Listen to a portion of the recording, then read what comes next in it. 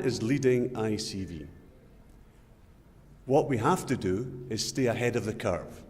And this is what we intend to do, and I'll explain at the end of my presentation about the cross-sector ICV strategy. If you actually stop and think about who is now talking about ICV, look at your neighbours, Saudi, in-kingdom value. Look at the Emirates, they are talking ICV. Look at Brunei, they used to be very proud of their local business development programme. And so was I, because I developed it, but they're now talking ICV. So, but what is the future in ICV? How do we stay ahead of it? We'll stay ahead of it by looking at what other countries are doing and learning from those other countries and implementing what's best from those countries. I've lost, okay. I apologise for the small print on this, but you'll get the presentations. But we went to Brazil in 2014. A delegation, Minister of Oil and Gas, PDO and others went to Brazil.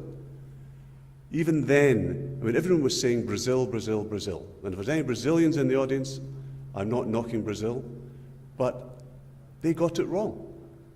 They focused on maximising ICV. What we should be focusing on is optimising ICV. Now, what's the difference?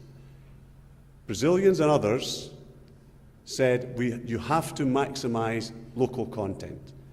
What they then did is they put in very strict regulations, very strict legislation, often with addendums at the back of the regulation saying, for this commodity, that steel, whatever it is, they gave percentages that companies had to meet from the day one.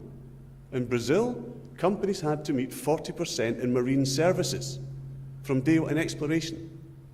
They had to be 80% in power generation. That doesn't work in the sense that what happens when you maximise ICV in a country is that when you tell the investor he has to use do his power generation in country, that investor, if it's General Electric or whoever it is, they will look at setting up manufacturing in country. What happened in Brazil was that the unions got word of, oh, hold on, they have to buy Brazilian. So the unions started getting very active and increasing the salaries. The companies had to produce quickly. They did not have to follow international standards. They did where they could, but they started making Brazilian compressors. Now, what happened there was those pieces of equipment they made were not internationally competitive. So the compressors they made, they couldn't sell outside Brazil. What is that doing for the Brazilian economy? Not a lot. Had they looked, as they're doing now, looked at the baseline, what the capacity and capability is in Brazil, and focused on that, and started to optimize based on the capacity in country, they would have got a lot further. That is what they are now doing. You'll see new legislation going on in Brazil and other countries, but they're now looking at, they talk of optimizing local content. In Oman, we will be focusing on optimizing ICV.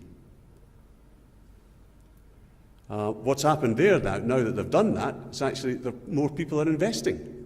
There are more investors going into Brazil, so they're actually producing more oil because people are investing more and not. What was happening was companies were either deciding, do I take the penalty for not meeting the local content requirements, or do I just defer investment until later? Many deferred investment. Others took the penalty, but it didn't help developing the national economy.